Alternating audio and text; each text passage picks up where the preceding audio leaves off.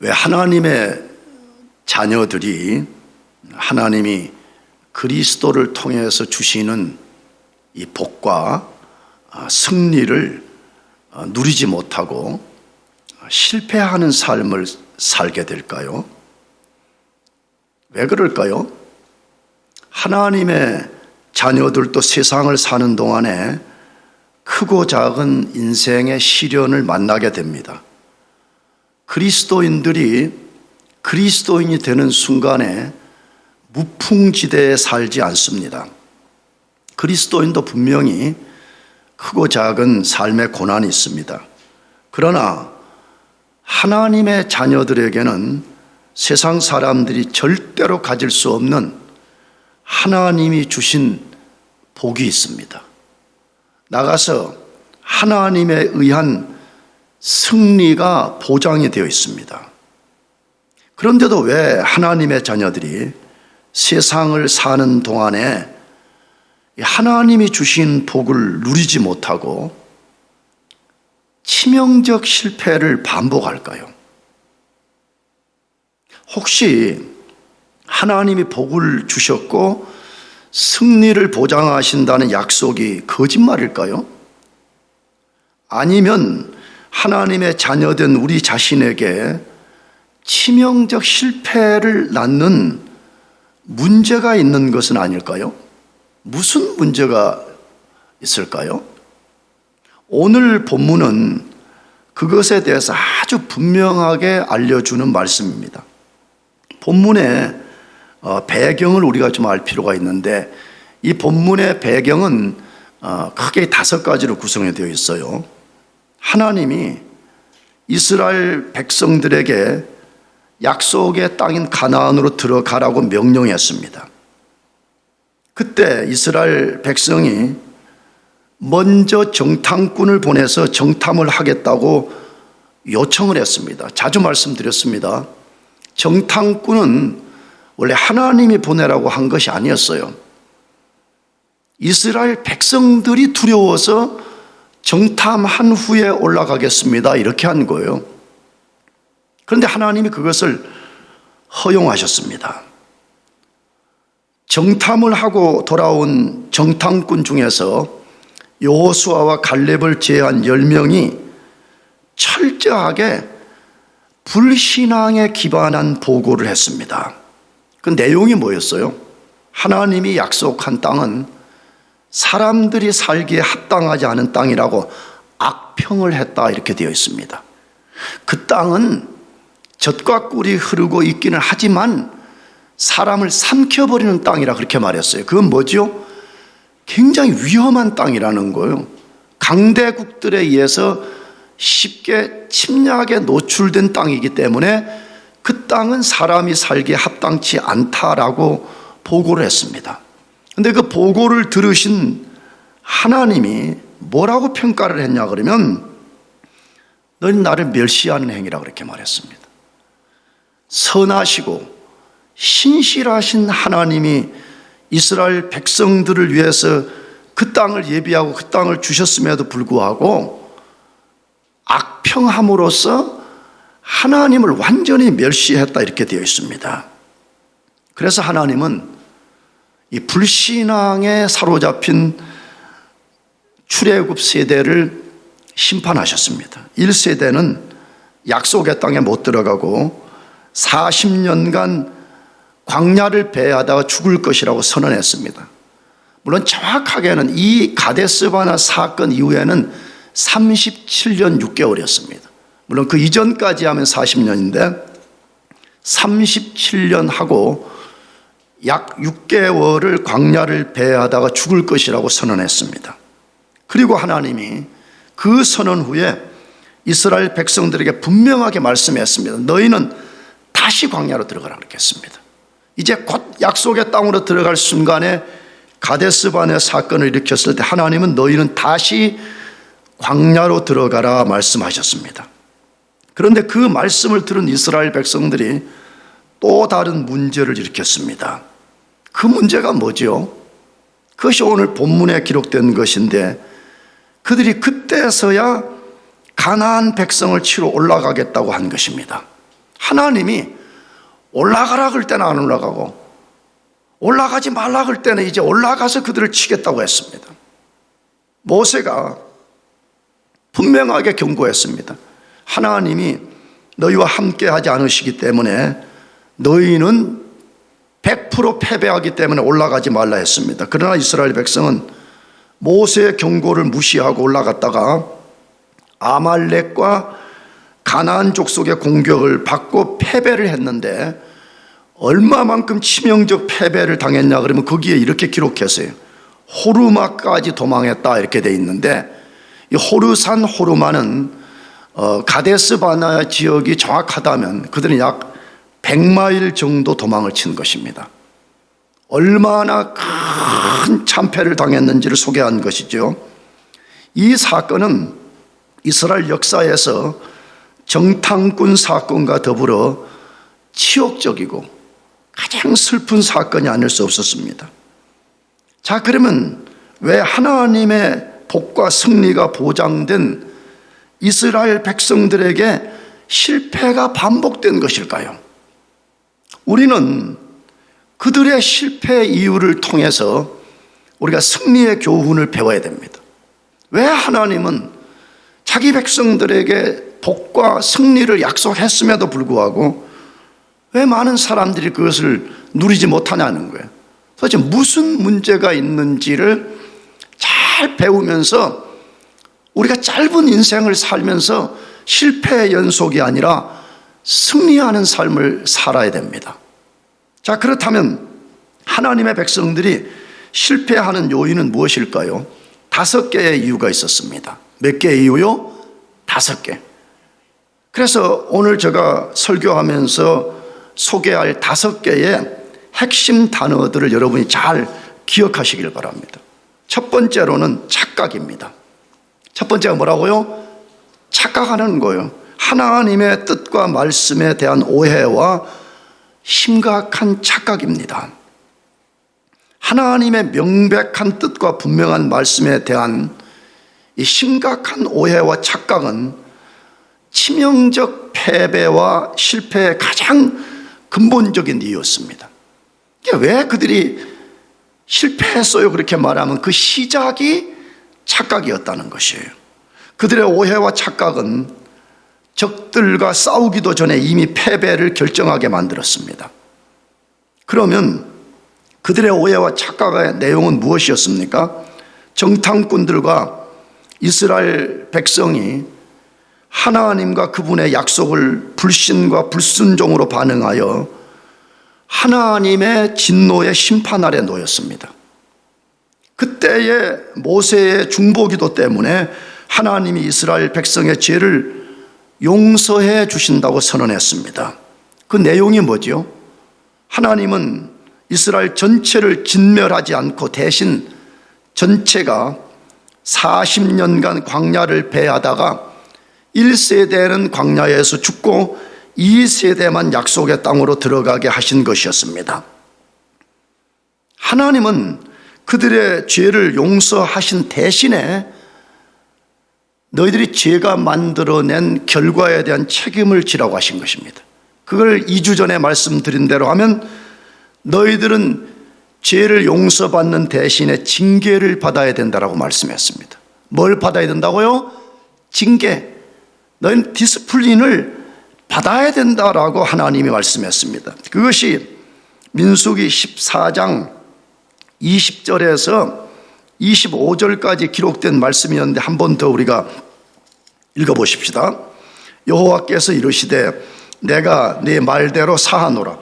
그러나 진실로 내가 살아있는 것과 여호와의 영광이 온 세상에 충만한 것을 두고 맹세하노니 내 영광과 애굽과 광야에서 행한 내 이적을 보고서도 이같이 10번이나 나를 시험하고 내 목소리를 청종하지 아니한 그 사람들은 내가 그들의 조상들에게 맹세한 땅을 결단코 보지 못할 것이요 또 나를 멸시하는 사람은 한 사람도 그것을 보지 못하리라. 그러나 내 종 갈렙은 그 마음이 그들과 달라서 나를 온전히 따랐은즉 그가 갔던 땅으로 내가 그들을 인도하여 드리리니 그의 자손이 그 땅을 차지하리라. 아말렉인과 가나안인이 골짜기에 거주하나니 너희는 내일 돌이켜 홍해길을 따라 광야로 들어갈지니라. 자, 이스라엘 백성은 분명히 하나님으로부터 죄 용서를 받았습니다. 그러나 하나님은 너희는 그러나 징계를 받아야 된다고 말씀했습니다. 징계를 겸손히 받아들이라는 것입니다. 그러면 그들은 하나님이 다시 광야로 들어가라고 하셨을 때 고통스럽지만 순종의 길로 들어가야 했습니다. 그런데 그들은 적을 치러 올라가겠다고 자기들의 방식을 고집했습니다. 하나님은 분명히 이제는 너희는 안 된다는 거예요. 너희는 광야로 들어가라라고 말하는데 아닙니다, 우리가 올라가겠습니다라고 고집을 피우며 올라갔다가 참패를 당했습니다. 왜 그랬을까요? 왜 하나님은 광야로 들어가라고 말하는데 그들은 올라가겠다고 고집을 피웠을까요? 여러 이유 중에 첫 번째는 하나님이 그들의 죄를 용서했다는 것을 심각하게 오해한 것입니다. 심각하게 착각했기 때문에 그렇습니다. 2주 전에 말씀드렸습니다. 하나님의 용서가 자기들의 잘못과 그 결과에 대한 것까지 완전히 없애주는 것이라고 착각한 것입니다. 오늘 또 많은 그리스도인들은 죄 용서를 그렇게 이해합니다. 쉽게 말하면 내가 죄를 지어서 치명적인 문제를 일으킨 결과까지도 하나님이 하나도 남겨주지 않고 원상복구를 해서 내가 죄를 안 지을 때 상태로 나를 돌려보내는 것이라고 생각을 합니다. 그렇지 않습니다. 이스라엘 백성은 죄 용서에 대한 오해 때문에 징계를 받지 않아도 된다고 착각한 것입니다. 여러분, 이 말씀은 우리들에게 굉장한 도전이 된다고 저는 생각합니다. 왜냐 그러면 아까도 말씀드렸지만 오늘 많은 그리스도인들이 죄 용서에 대한 심각한 오해를 갖고 있습니다. 그래서 승리가 보장되었는데도 또다시 실패해버려요. 한 번만 실패할 뿐만 아니라 연속적으로 실패하는 경우들을 굉장히 많이 보거든요. 그렇기 때문에 우리 자신들이 사활을 걸어야 되는 게 뭐냐 그러면 하나님의 말씀에 대한 오해와 착각을 하지 않도록 하는 것이 필요한 것입니다. 나는 그래서 자꾸 여러분들에게 나도 그렇지만 성경을 읽고 성경을 공부하라고 자꾸 하는 거예요. 우리가 요즘 수요일 날마다 도전하는 게 그거잖아요. 성경 해석 원리를 우리가 좀 아는 게 필요하단 말이에요. 근데 성경 해석의 원리를 모르면 우리는 어떤 현상을 갖냐 그러면 한자 용어로 하면 이혈령 비혈령의 원리를 가져요. 그냥 코에 걸면 코걸이, 귀에 걸면 귀걸이에요. 자기가 그냥 좋아하는 대로 성경을 읽고 만단 말이에요. 그래서 심각한 오해를 베풀어서 하나님이 우리를 향한 자신의 뜻, 하나님이 우리를 향해서 자신의 뜻을 알려주는 말씀이 아주 분명함에도 불구하고 우리가 이스라엘 백성들처럼 곡해해버리는 것이에요.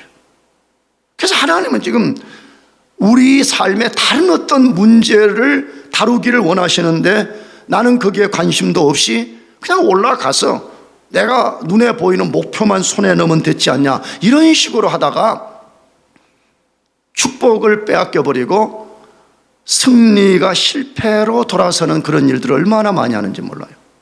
그러므로 여러분과 제가 하나님이 말씀하신 것을 그대로 받아들이십시오. 아멘. 그걸 그대로 순종을 해요. 그래서 나는 온전한 그 신앙인도 아닙니다만 해도 나는 좀 한편에 무식한 면은 좀 있어요. 그냥 하나님 말씀하면 그대로 그냥 받아들이는 거예요. 그리고 순종하는 거예요. 그 길을 그냥, 이게 불교 용어기는 하지만 그냥 물소, 그 무소의 뿔처럼 그냥 묵묵하게 그 길을 가는 거예요. 근데 왜 이상하게 성경을 맞지도 않게 해석하면서 변명을 하고 그러면 우리 인생은 불을 보듯이 뻔하는 거예요. 그 사람들 앞에 무슨 축복을 누림과 승리가 보장되겠어요. 하나님이 말씀하면 받아들이고 순종하시기를 축복합니다. 두 번째 우리가 기억할 단어는 회개입니다. 회개, 리펜턴스입니다. 하나님께 자기의 죄를 회개하지 않은 것입니다. 이스라엘 백성 왜 실패했어요? 그러면 두 번째로는 누구 죄를 회개하지 않았다고요? 자기 자신들의 죄를 회개한 적이 없다 그 말이에요. 이스라엘 백성이 연속하여 실패한 이유는 죄에 대한 잘못된 태도 때문이었습니다. 그들은 하나님이 그들의 죄에 대하여 심판을 하셨을 때 그 죄에 대한 어떤 반응을 드러내기는 드러냈습니다. 그들이 어떤 반응을 드러냈다고 되어 있어요? 14장 39절에서 40절까지 읽어봅시다. 모세가 이 말로 이스라엘 모든 자손에게 알림해 백성이 크게 슬퍼하여 아침에 일찍 일어나 산꼭대기로 올라가며 이르되 보소서 우리가 여기 있나이다. 우리가 여호와께서 허락하신 곳으로 올라가리니 우리가 범죄하였음이니이다. 자, 여러분, 이 말씀에 그들이 뭔가 반응을 했어요. 근데 그들이 잘못된 반응을 했다고 지금 말하는 것이거든요. 그럼 뭐가 잘못된 것이에요? 이스라엘 백성이 어떤 면에서 죄에 대해서 잘못된 반응을 했을까요? 그들은 하나님이 그들의 죄를 용서하지만 광야에서 1세대는 죽고 2세대만 약속의 땅에 들어갈 것이라고 하셨을 때 분명히 첫째 크게 슬퍼했다고 했어요. 또 하나는 뭐라고 되어 있어요? 우리가 뭐 했습니다? 범죄했습니다 라고 고백을 했다라고 되어 있어요. 여러분, 이 말씀이 외형적으로 보면 그들은 자기들의 죄를 회개한 것처럼 보입니다. 그러나 그들은 진짜 회개를 하지 않았습니다.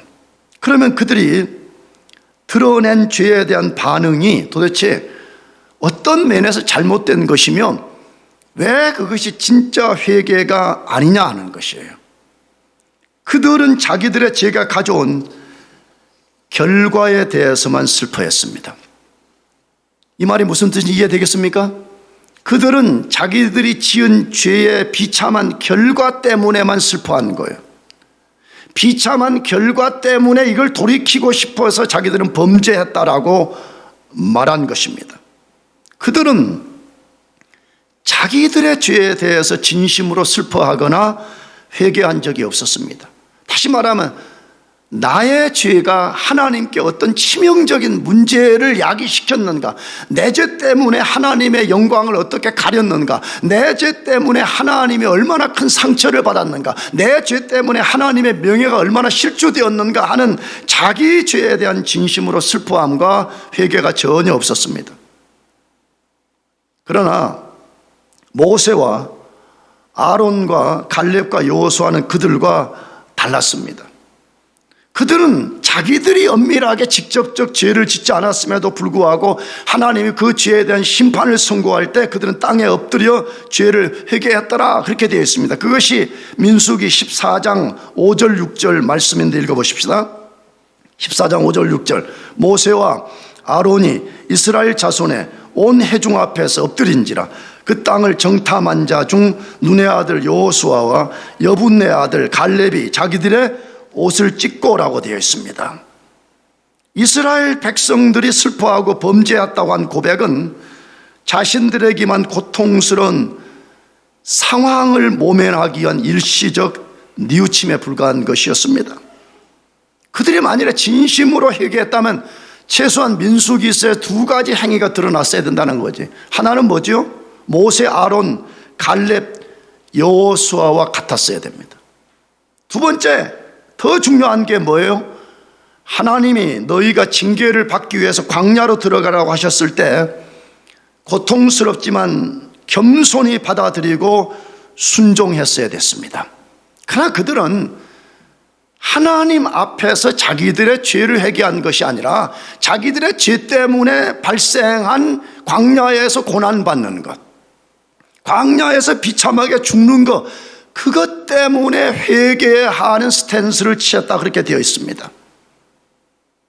여러분, 그런 인생에게 무슨 승리가 보장되겠어요?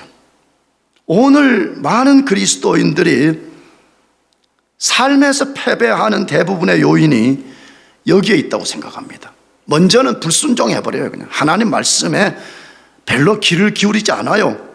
그냥 넘어져요.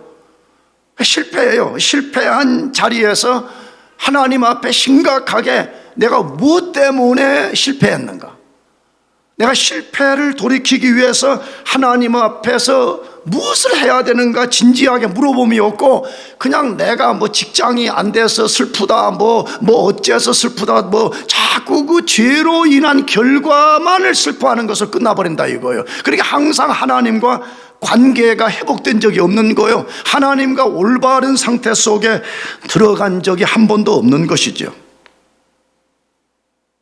다시 봅시다. 여러분, 대부분의 실패 요인은 죄입니다. 동의하시죠? 요즘 현대인들은 죄라는 말을 싫어하는 줄 나도 많이 듣고 있는데, 성경은 분명해요. 대부분의 실패 이유는, 대부분의 실패 이유는 죄 때문이에요.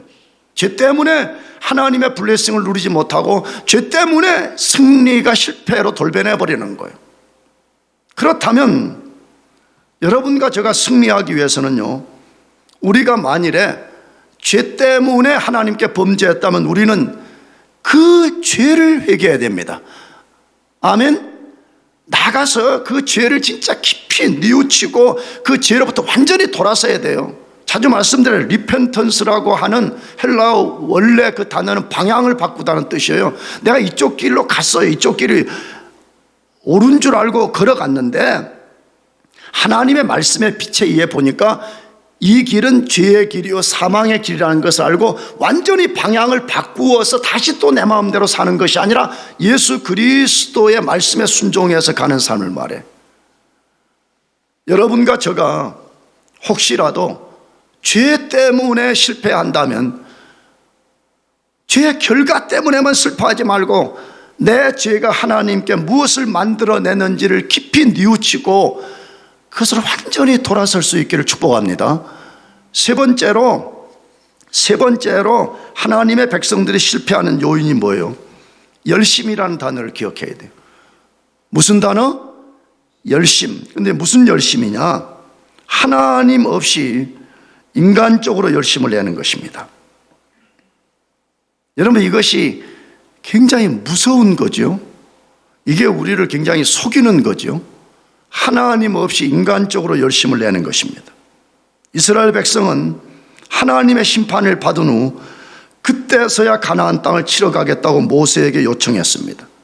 모세는 가나안을 치러 올라가지 말라고 분명히 경고했습니다. 그렇게 경고하신 이유가 뭐였어요?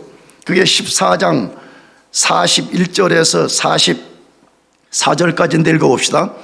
모세가 이르되 너희가 어찌하여 이제 여호와의 명령을 범하느냐? 형통하지 못하리라. 여호와께서 너희 중에 계시지 아니하니 올라가지 말라. 너희의 대적 앞에서 패할까 하노라. 아말렉인과 가나안인이 너희 앞에 있으니 너희가 그 칼에 망하리라.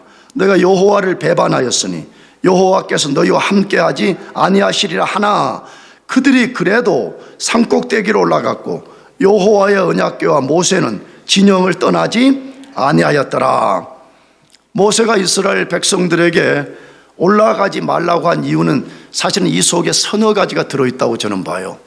근데 그 중에 제일 큰 핵심적 이유가 뭐라고 말했어요? 하나님이 그들과 함께하지 않으신다. 하나님이 너희들과 함께하지 않아. 하나님이 너희들이 치러 올라가는 그 전쟁터에 하나님 함께 가지 않아. 그러니까 너희는 올라가면 안 돼라고 말씀했어요.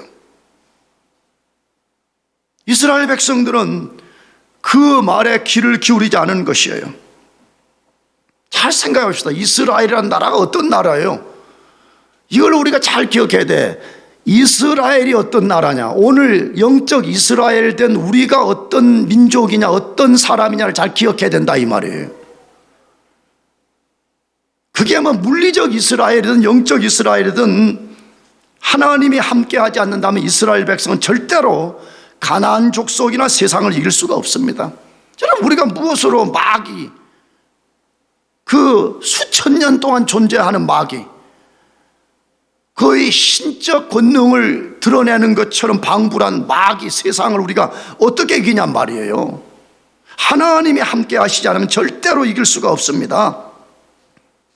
근데 모세가 하나님이 너희와 함께 하지 않아 올라가지 마라 그런데 자기들은 올라갔다고 되어 있습니다. 심지어 44절에 뭐라고 소개됐어요? 다시 보면 언약궤와 모세가 그들과 함께하지 않았다고 되어 있어요. 아니 최소한 뭐 언약궤라도 좀 들고 나가면 좀 폼이라도 날 건데 아예 언약궤와 모세가 이스라엘 군대가 가나안을 치러 올라갈 때 동행하지도 않고 그 헤드쿼터에 그냥 거기 머물러 있었다니 그렇게 말하는 거죠. 그럼에도 그들은 모세의 경고를 무시하고 올라갔습니다. 그런데 그들의 그런 행위를 가르쳐서 44절에 뭐라고 표현했는지 다시 봅시다. 그들이 뭐 해도요? 그래도 산꼭대기로 올라갔고라고 되어 있습니다. 참 이 말이 굉장한 반향을 일으키는 말씀이에요. 그들이 그래도 산꼭대기로 올라갔다. 그들이 그래도 그 일을 고집했다. 그래도 자기 방식을 고집했다. 그 말인 거죠. 그 결과는 비참한 패배였습니다. 자, 그러면 왜 모세의 엄중한 경고에도 불구하고 그들은 그런 행동을 했을까요? 인간적 열심을 품으면 된다고 생각하는 것입니다. 비록 하나님이 함께 해주지 않아도 우리들이 열심을 내면 적들을 이길 수 있다고 착각했습니다. 아니 이렇게 생각했는지도 모르죠. 자기들이 열심을 내면 하나님도 자기들을 불쌍히 여겨서 승리를 주실 것이라고 심각하게 오해한 것입니다. 오늘 그런 그리스도인들이 상당히 많다고 나는 생각을 해요. 하나님의 명령을 원초적으로 거부해버려요. 불순종해요. 그래서 하나님이 역사를 안 해줘. 그런데도 마음속으로 뭐라고 하냐 그러면 하나님과 관계를 바르게 회복하는 데는 관심이 없고 내가 좀 열심히 하면 하나님도 감동받을 거 아니야 이거예요. 하나님을 감동시키면 하나님도 나를 불쌍히 여겨서 나를 승리하게 할 거 아니야 이렇게 생각하는 사람들이 많다 이거예요. 여러분 잘 봅시다. 하나님이 적들을 물리칠 수 없어서 우리 보고 가서 물리치라는 것도 아니잖아요. 하나님이 당신의 나라를 세울 수도 없어서 힘이 부족해서 우리 보고 야 너 도움이 좀 필요하다 그런 것도 아니잖아요. 하나님 무슨 돈이 없어가지고 야 너 헌금 좀 해라 그런 것도 아니잖아요. 그렇죠? 동의하십니까? 아멘? 그런 거 아니잖아요. 하나님 무슨 뭐가 부족해가지고 너가 좀 그게 플러스 얼마를 보태줘야만 된다 그런 거 아니잖아요. 내가 너에게 요구하는 건 딱 하나라는 거예요. 뭐라고? 내 말에 뭐 해라? 순종하라는 게 순종을 원천적으로 안 해. 그냥 불순종으로 다 그냥 하나님과 관계를 단절시켜 놓고 내가 내 방식의 시나리오를 쓰는 거지 뭐라고. 그래서 내가 열심을 내면 하나님이 감동을 받아서 말씀을 철회하고 나와 함께해서 이기게 해주지 않으실까 그렇게 생각을 한다 이 말이에요. 근데 여러분 잘 봅시다. 이 성경이라는 것이 무엇인가를 여러분과 제가 많이 질문을 던져봐야 되는데 성경은 분명히 하나님이 아니에요. 하나님이라는 인격체가 분명히 존재해요. 그러나 성경은 어떻게 묘사하냐 그러면 성경이 곧 하나님이라는 식으로 우리에게 말씀을 해요. 그래서 그걸 똑같이 동의어로 쓴단 말이에요. 많은 부분에. 그러면 성경의 전체 스토리가 뭐냐라고 말하면 오늘 본문에 근거하면 뭐냐 그러면 한편에서는요 하나님의 백성들이 하나님이 함께 하실 때 어떤 복된 역사가 일어나는가를 보여줘요. 반대로 또 한편에는 뭐죠? 하나님이 함께 하시지 않으면 아무리 인간적 열심을 낸다 할지라도 어떤 최악의 경우가 발생하는지를 보여주는 것이에요. 오늘 여러분과 제가요 매우 조심하고 경계할 것이 바로 하나님 없이 인간적 열심을 품는 것입니다. 그거 하지 말라고 사실은 성경의 긴 실패의 역사들을 기록해 놓은 거예요.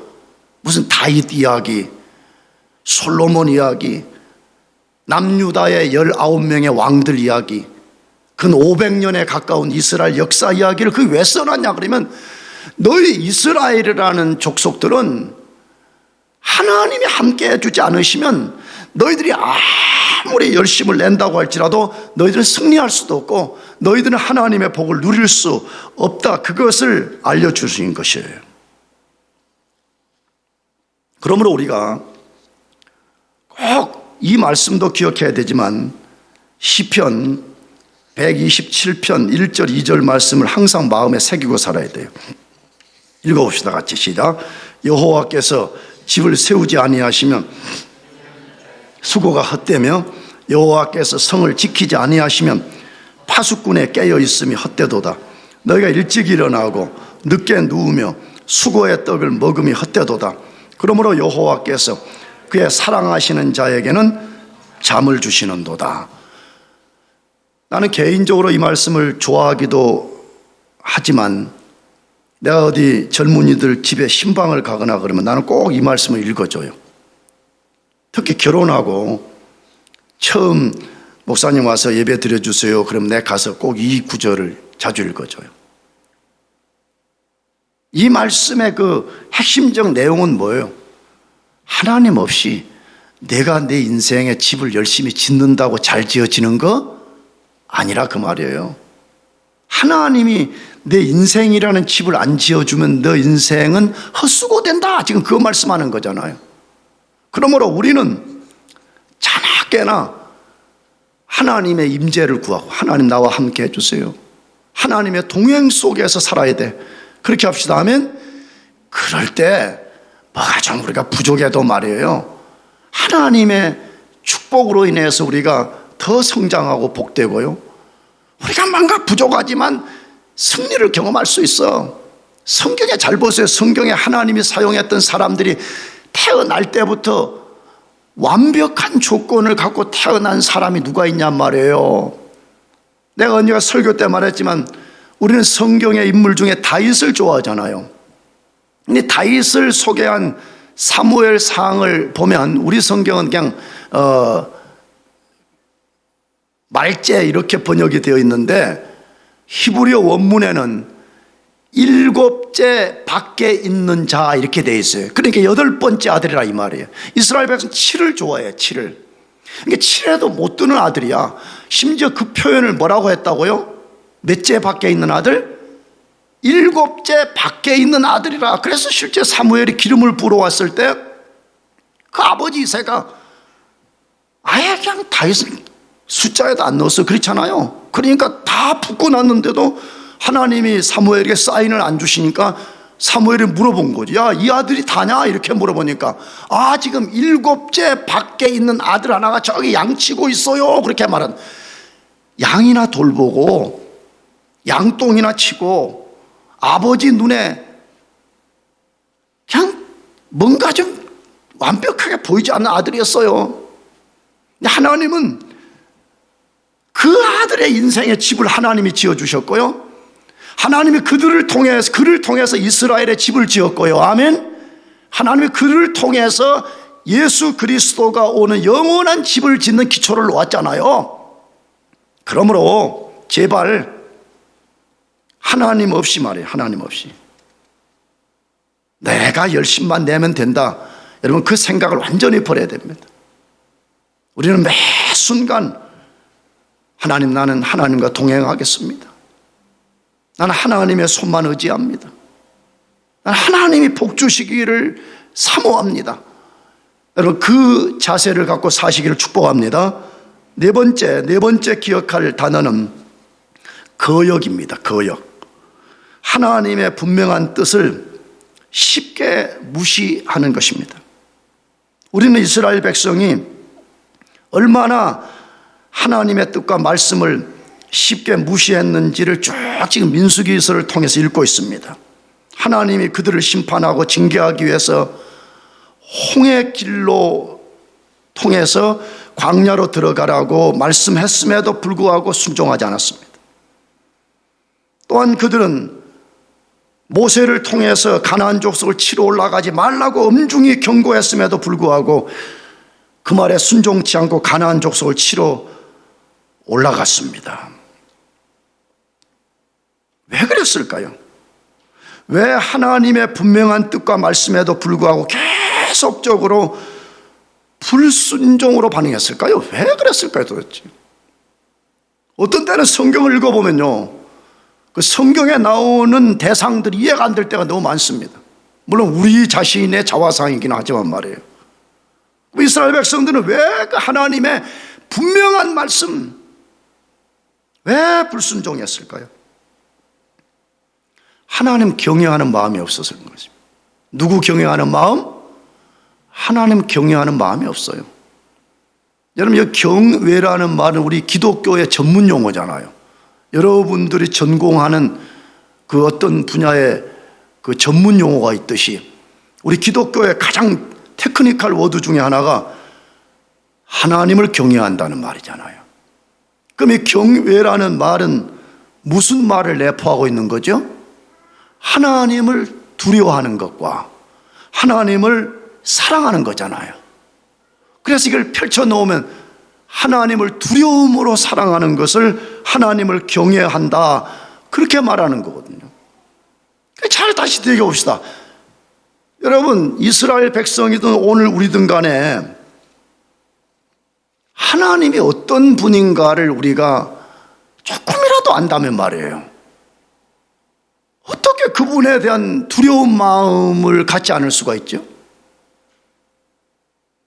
그래서 나는 인간이니까 내 판단이 다 맞지도 않아요. 그리고 신앙이라는 것은 어느 날 하루아침에 갑자기 본어게인하는 순간에 정상의 자리에 올라가는 것도 아니잖아요. 우리 인격이 성장하는 것처럼 영혼도 굉장한 시간이 필요한 거 나도 알고 있어요.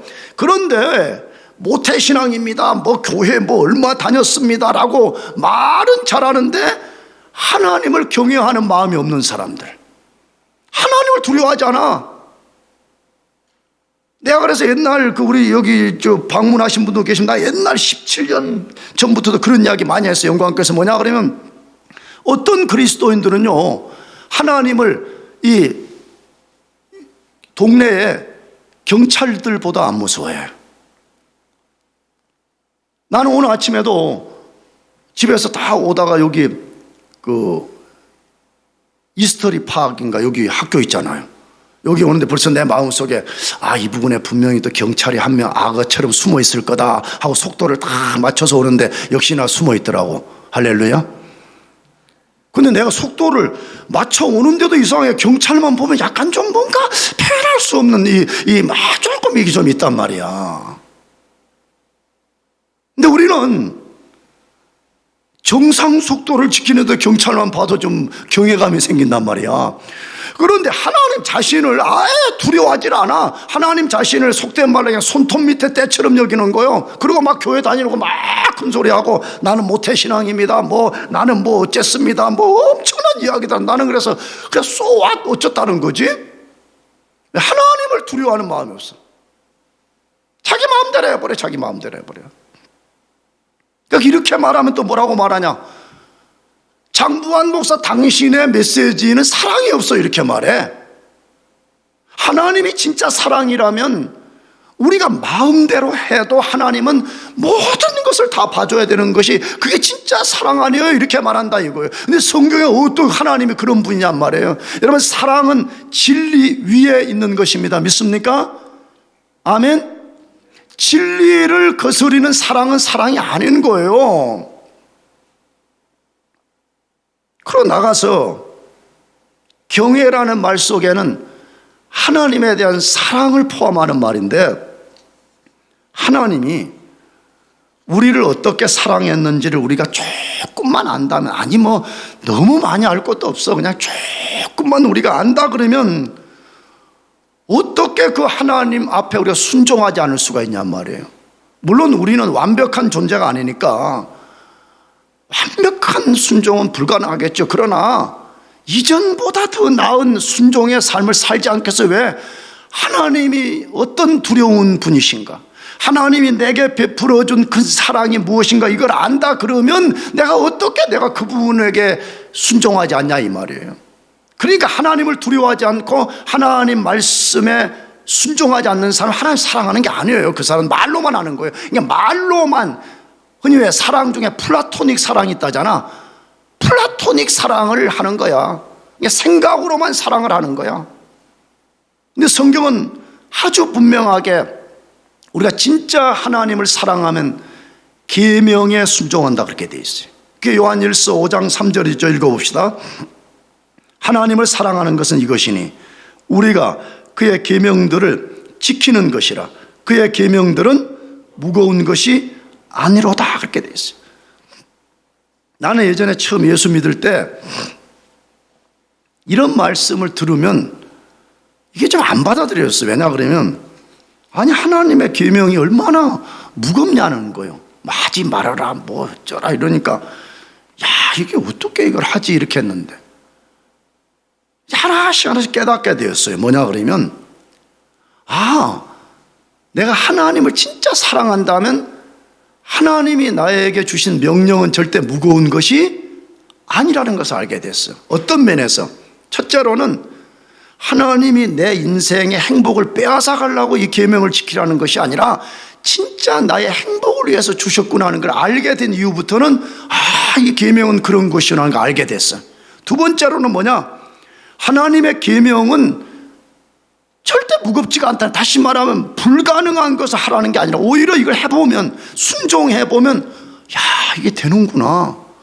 내가 처음부터 순종할 마음이 없었구나. 내가 처음부터 하나님 사랑하는 마음이 없어서 마음을 닫았구나 하는 것을 알게 된다 이 말이에요. 이스라엘 백성들은 하나님의 분명한 말씀을 거의 그냥 다 불순종해버렸어요. 왜냐하면 민수기서라는 거는 그거 보여주는 거거든. 이스라엘 백성이 출애굽에서 광야를 지나는 40년 동안 그들이 뭐 했냐 그러면 그들은 오직 불순종으로만 일관했습니다. 그걸 보여주는 게 민수기서예요. 근데 왜 불순종했다고요?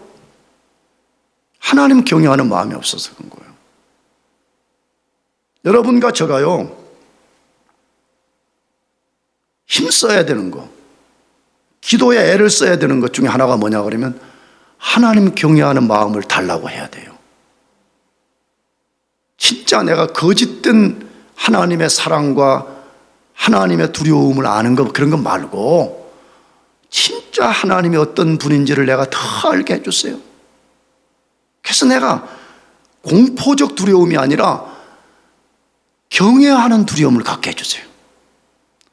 경외심에서 나오는 그 사랑을 가지고 하나님 계명에 순종하는 삶을 살게 해주세요. 마지막 다섯 번째, 우리가 꼭 기억해야 되는 단어는 늦음이라는 단어예요. 늦음. 하나님 앞에서 뒷북치는 삶을 사는 것, 이건 말합니다. 그러니까 왜 이스라엘 백성이 실패했어요? 왜 오늘 영적 이스라엘 백성들이 실패해요? 그러면 하나님 앞에서 뭐 하는 삶 산다고요? 뒷북치는 삶을 사는 거예요. 그럼 하나님 앞에 뒷북친다는 말은 무슨 말이에요? 하나님이 정한 때를 놓쳐버린 후에 뒤늦게 순종을 가장한 불순종하는 것을 말합니다. 굉장히 중요한 말이에요. 올라가라 그럴 때는 불신앙으로 올라가지 않습니다. 올라가지 말라고 그럴 때는 불순종하여 올라가겠다고 말하는 것입니다. 여러분, 이스라엘 백성들은 왜 올라가지 말라 그랬는데도 불구하고 불순종해서 올라가겠다고 고집을 피웠어요? 가장 큰 이유가 뭐예요? 뒤늦은 후회 때문이었어요. 무슨 후회요? 뒤늦은 후회였어요. 왜? 하나님이 그들을 심판해서 약속의 땅에 들어가지 못하게 하고 1세대가 광야에서 다 죽을 것이라는 말씀을 들었을 때 때늦은 후회를 하게 된 것이에요. 자, 여기서 뭘 보여줘요? 이스라엘 백성은 자기 죄를 직면하는 문제에 있어 단 한 번도 자기들의 행동이 하나님의 영광과 그분의 명성에 어떤 영향을 끼칠 것인지를 생각한 적이 없었습니다. 그들은 오직 뭘 생각했어요? 이 행동이 우리에게 유익이 되냐 안 되냐는 거예요. 이 결정이 현실적으로 우리에게 유익한 거냐 아니면 우리 삶에 편하냐 불편하냐 이것만 생각했던 것입니다. 우리가 마지막으로 꼭 기억해야 될 것이 있습니다. 하나님은 때를 따라 일하십니다. 믿으시기 바랍니다. 때를 따라 일해요. 우리가 새벽에 읽었잖아요. 하박국이 이스라엘 백성들이 악독한 죄를 범하고 그래도 하나님이 심판하지 않는 것 같으니까 하박국이 하나님 어찌하여라고 탄식했어요. 근데 하나님이 그 질문에 답을 줬어요. 내가 바벨론이라는 나라를 들어서 남유다의 악독을 내가 심판할 거라고 하는 게 이번에 또 하박국이 또 질문이 생겼어. 아니 하나님, 그러면 그건 좋은데 바벨론은 남유다보다 훨씬 더 악독한 민족 아니에요? 근데 어떻게 그 악독한 민족을 통해 가지고 남유다를 칠 수 있어요? 라고 말하니까 하나님이 말씀했죠. 뭐라고? 내가 바벨론도 심판할 것이다. 그러나 넌 똑똑히 내가 너에게 드러낸 이 계시를 판에다가 딱 써가지고 모든 사람이 읽게 하라. 내용이 뭐였죠? 한마디로 말하면 내 때가 되면 반드시 그렇게 한다는 거예요. 누구 때가 되면? 하나님 자신의 때가 되면 남유다를 무너뜨리고 바벨론을 통해서 남유다를 무너뜨리고 그 악독한 바벨론도 반드시 내가 무너뜨릴 것이다. 누구 때가 되면? 하나님의 때가 되면, 이렇게 말하는 거죠. 여러분, 하나님은 만물의 주권자이시고 우리가 인격을 가진 것과 비교할 수 없는 완벽한 인격을 가지신 분이기 때문에 플랜을 갖고 이래요. 아무렇게나 우왕좌왕하는 분이 아니에요. 다 개미 한 마리까지 자신의 플랜 속에서 정확한 때를 가지고 일하시기 때문에 그분의 때를 놓치면요 다시는 기회가 주어지지 않아요. 근데 우리는 착각하는 거죠. 하나님은 사랑이시기 때문에 우리를 향한 축복의 때를 영원히 열어둬야 된다고 생각해요. 그렇지 않다고 예수님도 말씀했죠. 좁은 문 비유에서 너희는 어디 문으로 들어가라? 좁은 문으로 들어가라 했어요. 여러분, 좁은 문 들어가려면요 서두르지 않으면 못 들어갑니다. 그렇죠?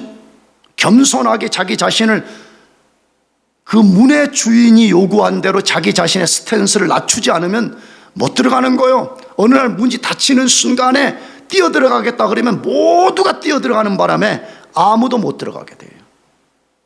그래서 사도 바울도 똑같은 도전을 우리에게 한 거죠.